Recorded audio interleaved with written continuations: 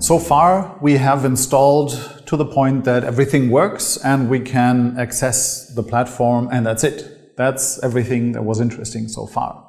However, an important part of maintaining a production system is also making sure that anything that you don't want to allow doesn't happen. And we haven't really paid attention to that until now. Let's go into some of the aspects of maintaining an installation of Liferay DXP that I can summarize under the headline, Hardening Your Liferay Solution. We have a couple of layers of hardening. Again, some of them to be handled here and some of them to be handled elsewhere. Of course, when we start with the operating system, with the network and several applications on there, I won't tell you which operating system to use or how to maintain that properly. I'm going to tell you that a Java server often runs better under Linux and not so well under Windows. However, if you don't have any administration experience on Linux machines, I will be the last one to tell you, no, you must go into that operating system that you don't have any idea of how to maintain that. If Windows is what your administrator's team or what you can do, that's your choice. On the network level, you probably want to keep an eye on that anyways. Now, administrative practices, yes, we'll go a little bit into that, if only because of some frequent discoveries that we have. When you run any Java process under Linux, you may be aware that ports lower than 1024 can be bound by root only, at least by default. So very often I'm seeing some message that Tomcat is run as root, because this way Tomcat can bind to port 80 or port 443 for SSL. And that's wrong. You don't want that. You don't want any web-facing server to be running as root, period. Which is the reason why we say, well, keep it running on 8080, keep it running on 8009 if you run AJP, and then have a web server, have a load balancer in front, which knows how to handle port 80 or port 443, and how to handle SSL, actually TLS. Let me get used to that. It's TLS, there's no more SSL in this world, even though everybody still calls it that. You should not run as root, you should not administer as root, and if necessary, use some sudo, and of course you should have an idea of who does what on your systems. Easiest done if you are purely running Docker containers, because you can know which Docker container is running and what happened to the Docker container. You want to strengthen the database server. Now here we have some extensions that I want to give you on top of what you know about Liferay. So far, what we have done is we did run with DDL permissions, which means our installation, our web server is able to execute create table, alter table, create index, all of these DDL instructions on the database server. That's because it's comfortable. At runtime, we don't need that. The running Liferay installation, DXP installation, will not create new tables unless you install new modules, new plugins to the server. Then it will attempt to create the tables that are required for this new plugin. If you don't want that, you will have to pay attention, you'll have to install them up front or in a non-productive system, in a non-public facing system that will get the extended permissions, update the database, and that's it. If you upgrade Liferay, if you upgrade DXP, you get fix packs.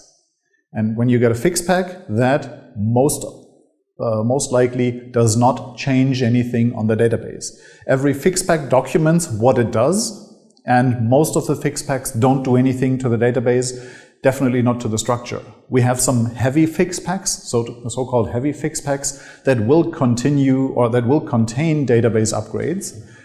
And if that's the case, if they are required and not just recommended, you will see that in the release notes for this heavy fix spec. And we limit them as much as possible because it's a hassle. We don't want to force you to upgrade your database, so we'll keep that as backward compatible as possible. If you're running Liferay CE, then every GA version will be kind of a heavy fix spec, so you should run a database upgrade in between these versions because potentially there is something in it. The upgrade routines, as it says here, might need DDL permissions. Upgrade is as well installation of a new module that requires its own database tables. The database user that Liferay runs with happily, day in, day out, needs select, insert, update, and delete permissions on the database, and that's it.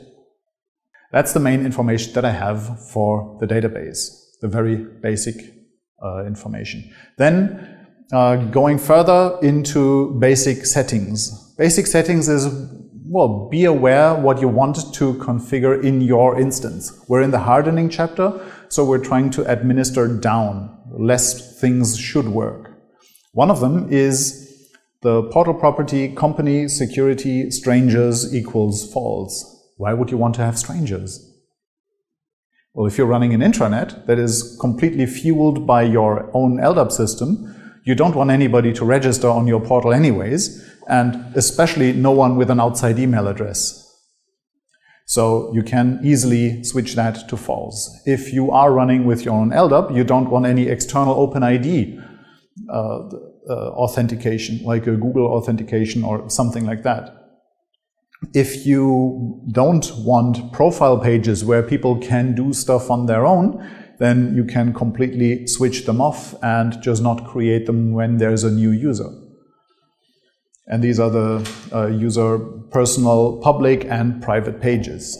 Now, if you're running an old system, an older version of Liferay DXP, then users had extended permissions in their own personal profile and personal dashboard. This is no longer the case, which means it's a little bit less necessary to administer this down, but still just be aware. There is the personal profile, there is the personal dashboard per person, and if you don't use them anyways, you might as well completely switch them off and remove them before you create the first user. Oh, by the way, how do you know that these settings are there? Remember your homework? Read portal properties. It's really worth it because you will find out that there are some unexpected or nice features that you can just enable or disable. Continuing, there are some properties that I actually find a little bit annoying. There is a default password in case you're not using the setup wizard. And the default password, if you don't have the setup wizard running, which we didn't in our Docker setup, the default password is configured in portal properties and it's test. Well, you can change that, but you should change the password anyways. As soon as you log in for the first time, change it and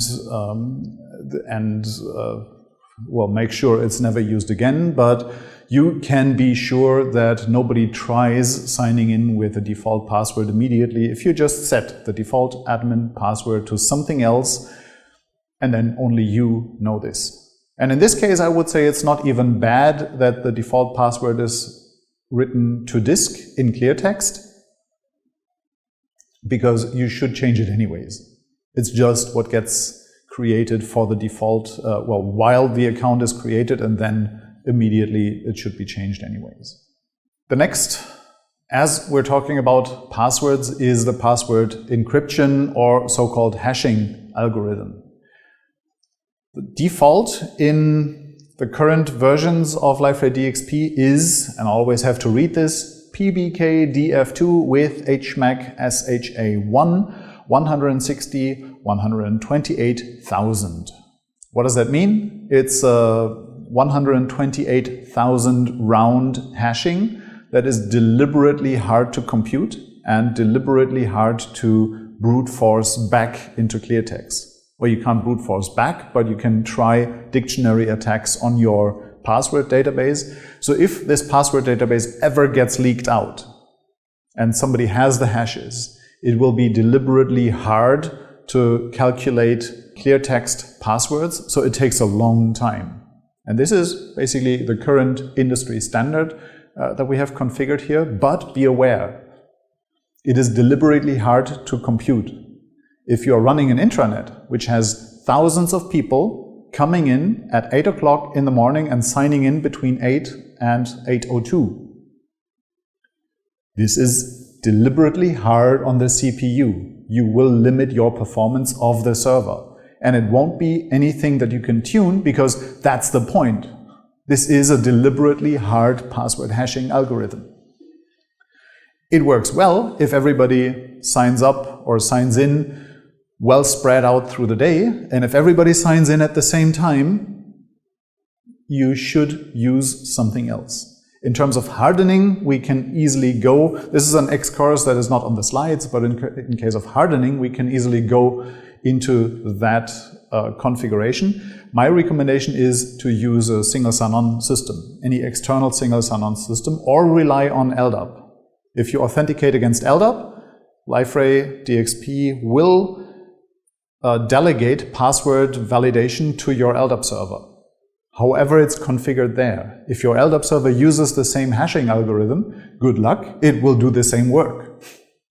But you might scale up the LDAP servers differently than your portal server, than your integration platform like DXP. So just be aware, if everybody logs in at the same time and you have thousands of people logging in at the same time, it will eat up your performance. Single sign-on systems are, in terms of hardening, a good idea. I hope they're coming a little bit later, but I'll mention them here as well. Single sign-on systems will assert the identity to Liferay in a digitally signed way, or just with a cookie, whatever single sign-on system you use. And Liferay will trust your single sign-on system has done the job of identifying a person, be it through multi-factor sign-in, be it through some arbitrary password lookup or hashing algorithm. Everything works, whatever your single sign-on system supports, and then you can just sign into Liferay without ever knowing any password in Liferay, without ever having any password touch Liferay. Works very well. And then if you're migrating from an older system, be aware, way older, ancient versions have used different password hashings. PBKDF2 with HMAC SHA1 hasn't been around forever, at least not in Liferay. So you may need to migrate from an older password hashing algorithm, but you will know that if you can't sign in with your old users. In the upgrade course that we offer, we are covering that with a little bit more detail, because there's legacy settings where you can say, well, this is our default password hashing, but if you happen to find, I'll go with the ancient one, an MD5 hash, that shall work as well, but as soon as you have validated that hash, rehash and store as PBKDF and so on.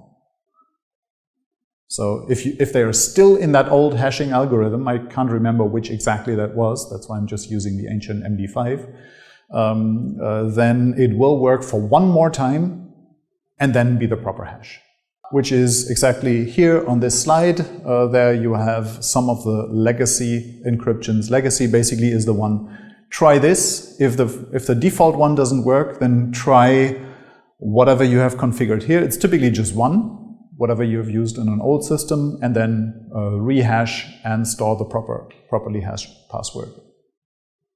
I already spoke about single sign-on systems, and when you deal with single sign-on systems, you will deal with one of these. That could be CAS, that could be OpenSSO, OpenAM, could be NTLM, could be any of the systems that we have implemented as filter. And if you look at portal properties and you look at the filters section here, you will find that there is a huge number of filters that inspect the request, look for any well-known cookies or headers from any of the single sign-on systems. If you don't use them, just deactivate them. Out of the box, they're all active so that you can immediately start using them, but you should administer them down. If you don't use NTLM, there's no use for the NTLM filter, period. It says here, remove any non-used OSGI portlets, and this is a nice recommendation. You can remove any unused module from OSGI/modules. However, if you look at the directory, it will be relatively empty because most of our packages are not stored in individual jars, but they are in application suites that you can see in the OSGI marketplace folder. And if you really don't use the collaboration features or some other features, you can remove the whole module or the whole application suite, not individual modules, because they would be well packaged in some LPKG files, which is the packaging format that we also use on Marketplace. And it says here, some OSGI modules, including portlets, are essential for the minimal platform operation and cannot be deleted. Let me be very exact on the grammar here. They can be deleted, but they're required for the basic operation. So you will need them. You will see when you delete them and it continues or it stops working, you probably have deleted too much. But who am I telling this? I'm looking into smiling faces. Looks like you've tried it already. Some of them, okay. Password policies. This is a nice controversial chapter because password policies can be one or the other. You may be forced to change your password every month or just not. And these recommendations change every now and then. A couple of years ago, you were forced to change your password every now and then. Right now, the recommendation is to not change your password every now and then, because then you're choosing simple passwords and you should rather choose safe passwords. Anyways, if you go to the user interface and you choose the password policies option there in the first section, in the user section, then you can see that you can configure frequency of password changes. If you should change your passwords frequently or not, you can choose syntax checking, so they should have capital letters, lowercase letters, alphanumeric ones, and so on. Have a password history, so don't change it back to an old password, to one of the old last 10 passwords, and so on. The expiration or lockout, try 3 passwords, 3 wrong passwords, and you're locked out for a while. That's everything that you can configure there. Just check the user interface. It's self-explaining. Very simple. And that's the password policy that you can choose per organization within Liferay. And again, an organization is a content side that's not quite on the DevOps side. LDAP configuration. This is a controversial one, or at least one where I don't see everybody really happy about the way Liferay DXP behaves, but there is a reason to it. Well, let me go through this slide. The default behavior. Liferay imports and stores all LDAP passwords in its database, hashing them, making them conform to policies accordingly. When Liferay validates passwords against LDAP, it has the clear text password and it can store, or it can hash and store the password locally in the database. My recommendation, as we're here in the hardening chapter, is make this go away. If LDAP is down, you shouldn't be able to log in. Plus, if your LDAP password is one particular password, let's say your LDAP password is test, then your password is test. It doesn't matter if Liferay's policy tells you you must have 5 letters minimum. Whatever LDAP says your password is, your password is. So make them conform to the policies accordingly. It is a little bit too late. If you're running on LDAP, you're running on LDAP, period. Right? I mean, that's as far as I'm concerned. Then what you can also do is you can ignore the LDAP password, and Liferay will generate a random value and store it as its own value for yourself, which means nobody will ever know your password, and that's fine. Or your Liferay password, because it's validated against LDAP anyways. That's the key here. Now, why does Liferay store, and this is the controversial part, why does Liferay store the user information in its own database anyways? When you say, hey, I'm using LDAP, LDAP is my user database, why are we copying the user data anyways? Can't we get rid of that? As I said, this is the controversial part. And no, you can't get rid of that. Why? Any idea? Because of references for articles, names, and comments, and so on. So you have something in your database. Exactly. References in the database. While we don't have foreign keys, there is something that we need to hold on to. Let's say somebody in your company blogs, writes an article. You want the information about the author to be in your database. If that person leaves the company, they get deleted from LDAP. They still have written that article, and you may want to know who wrote it. Especially if that's a regulatory thing, your CEO communication must be kept. You still want to know that it was the CEO and which one of them it was, which one of the previous ones it was that all have left the company, right? So in that case, you definitely must have them, but it's quite nice to still have the picture of the author next to a blog article, for example. So as soon as LDAP is configured, we can configure multiple ways to deal with LDAP. One is LDAP is enabled. So anytime that we'll sign in with a user from LDAP, we get the confirmation from the LDAP server, yes, that user is still there. Password is being checked against LDAP, and they are let in. At this time, at the login time, the data is replicated locally into Liferay's database. If your user changed their name, if their group association changed, if they're now in a different department, if anything with them changed, it's replicated right when they sign in. So their permissions are correct. And then, so the permissions are correct. Next month, when they are no longer with the company, but still try to log in, Liferay would try to log them in against LDAP, it would fail.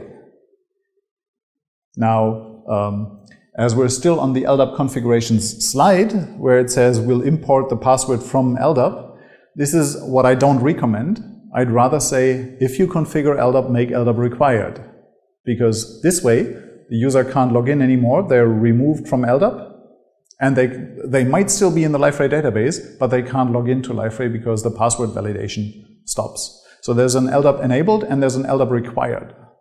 If you're not in LDAP, no way in. That's a big recommendation. If you don't configure that, make sure that you know what happens with your system. Make sure your expectation is met. You can run Liferay in a partly LDAP, partly local user management way. For example, have your company intranet coming from LDAP, authenticated through LDAP, but then you'll have a community site as well, and people can freely sign up to the to the portal server. That works. They won't ever be in LDAP, and you don't want any community users in your LDAP server. That's just the employees. So yes, it works this way, but please make sure that all of your expectations are met. Try that out. If I tell you now how exactly it works and how exactly it doesn't work, you might not remember it when you're actually configuring it. So that's why testing is actually really critical. Remove somebody from your test LDAP, see if they still can sign in, and then you'll see what this makes up. And says here, quick recap. For maximum security and performance, you can offload all password management to LDAP or SSO and not store any user passwords in Liferay. We're in the hardening chapter, and I'd say, do this. That's what you want.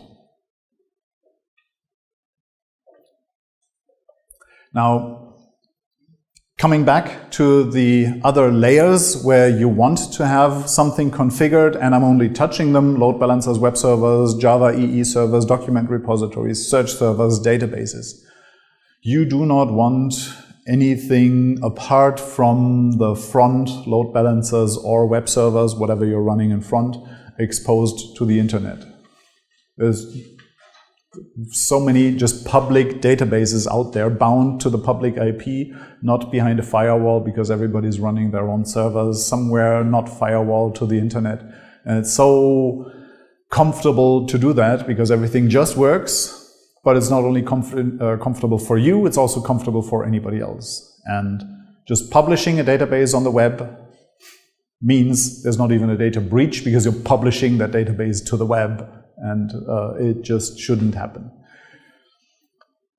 Connection encryption. I've mentioned that during one of the previous chapters. We're not configuring any encryption here. We're not using TLS here, but in reality, in production, you do want connection encryption, you do want HTTPS.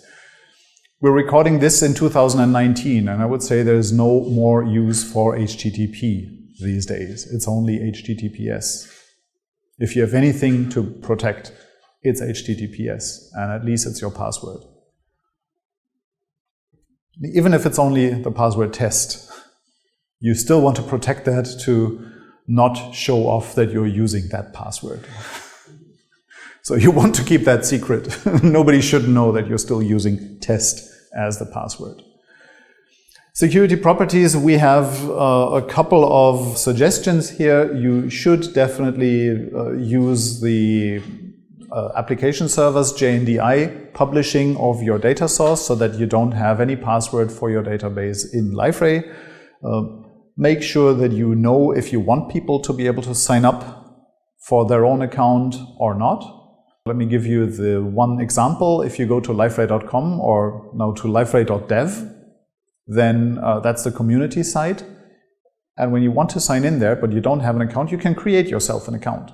We want that. It's the community site. If you're just running an intranet, you don't want people to sign up with their own account. Why would you? The security manager that we have there, we didn't really discuss it because it really depends on the applications that you're running. You can run applications in a security manager. If you do so, your developers will tell you. It's really hard to run in a security manager, and I would recommend doing so. But I rarely see that. Actually, I never see that in any of the customer situations that I see. I just want you to be aware it's there, but it's a massive hassle to actually deal with such a security manager, and almost nobody ever does that. So I'll just painfully skip this point. The default administrator, be aware that the one administrator that you create when you just set up the system is an omnipotent administrator, and they can do whatever they want, and there's no limit. So first of all, one of the recommendations is just deactivate it. Definitely have it with a new username, with a new email address. Don't use test@liferay.com. Please don't use that. Definitely don't use test as the password, but in general operations, day in, day out, do not operate as this one omnipresent and omnipotent administrator, because that's rule 1 in hardening a system: don't run as root. This is our version of root. And we've already covered the servlet filters, or these filters, for example, on single sign-on systems and various other filters that were there. I think I've covered enough about LDAP, about single sign-on systems. The big advantage that I see in single sign-on systems is literally Liferay never ever sees your password. And first of all, we save all of the processing for the password hashing. And on a portal server, on the digital experience platform that you run, you don't want to keep those servers busy decoding or encrypting or hashing passwords. You want them to serve your production content, which means hashing passwords should be safely out and somewhere else, because that requires a different set of performance of skills on the server side. Remote access to services. Liferay publishes a lot of its own content through an API, and the API is what we use internally. Now, this API works within the virtual machine, and nobody should get into your virtual machine, but it also there also is a remote API which is published on the web server. it follows all of the same permissions anyways, so you shouldn't get to more content than you get to on the website anyways, but there's still some extra protection that we have here. And there's the allowance, who is allowed to access our API. There's an IP permission layer, so is this allowed to the world, or is this allowed to just a single subnet or something like that? Then we'll have some authentication. Of course, we'll have to have the permissions. If you create an article and the article is just visible to people with a certain role, that gets checked. And we'll have a whitelist of services that a user can look at. And this is what we use for external applications. For example, Liferay Sync. We'll get to that in one of the next slides here. In order to have access, you must be able, or a request must be able to be passing through all of these layers. So IP address must be allowed. Often that's just everyone, but you may limit that. IP filtered servlets, here we are on the IP level. Who is allowed? The main servlet, the Axis, and the JSON servlets, where we publish our API through SOAP and through JSON WS. By the way, this is not related to the newer headless functionality. This is just the old JSON WS and SOAP layers that you may want to interface with. Then you need to be authenticated. In order to access the API, you cannot do that in an anonymous way. You'll need to be authenticated in one way or another. This can be done through username, password, and then with a token. This can be used through basic authentication. Yes, that old, ancient basic authentication is still in there. It works, and you better have HTTPS configured for basic authentication because it always transmits your username and password. You can be authenticated in the session with shared secrets or explicit credentials. I would say we'll keep it there if you really need that access manually, if you really need to configure it. I rarely see anybody doing something there on this level. Then feel free, go into the documentation. If I now go into the nitty-gritty details, we'll be here for another 60 minutes. And question is, would you remember that? You'd probably look at the documentation after that anyways. Speaking about the service access policies, there's a couple of service access policies that are pre-configured, and for example, the service access policy for Sync allows access to certain API functions for our Sync API, for our Sync application. What's Sync? That's a desktop application that you can use to replicate the document library to your own desktop server, to your phone, to your mobile device. And then you can edit the documents on your own device, and then they get synchronized back. These were a couple of aspects that you need to pay attention to when you harden Liferay, when you secure Liferay, when you set it up.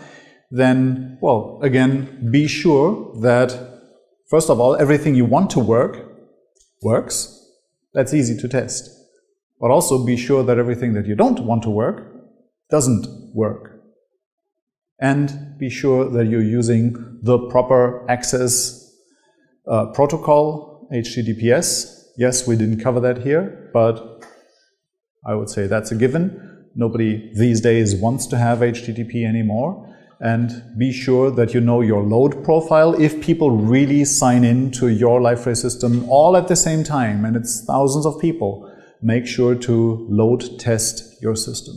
This is actually very critical and not quite on hardening, but something that you should be aware of. When you test your production system, when you test your system before ever bringing it live, make sure that you know how many concurrent users it can handle. Because while you're still testing, while you're still setting up, it is trivial to do some performance tuning if there's nobody behind your back, breathing down your neck, saying, I want this system, I want it to be working, I want it to be working now. As soon as you have the luxury of bringing it into service, do your load testing then and there and know what kind of profile you're running. Again, if everybody is signing in at 8 to 8:02 in the morning, you'll have a different load profile than having a well-distributed global operations where you have the same number of people, but they're distributed around the globe and they sign in at 24 different 8 o'clocks throughout the day. That just divides your load, your login load by 24. And of course, as always in hardening and securing, this is giving you just a few ideas of what you can do, and by no means is it complete or exhaustive. There's more, and again, I'd like to encourage you to comment in this chapter what you do in order to secure your system that I didn't mention.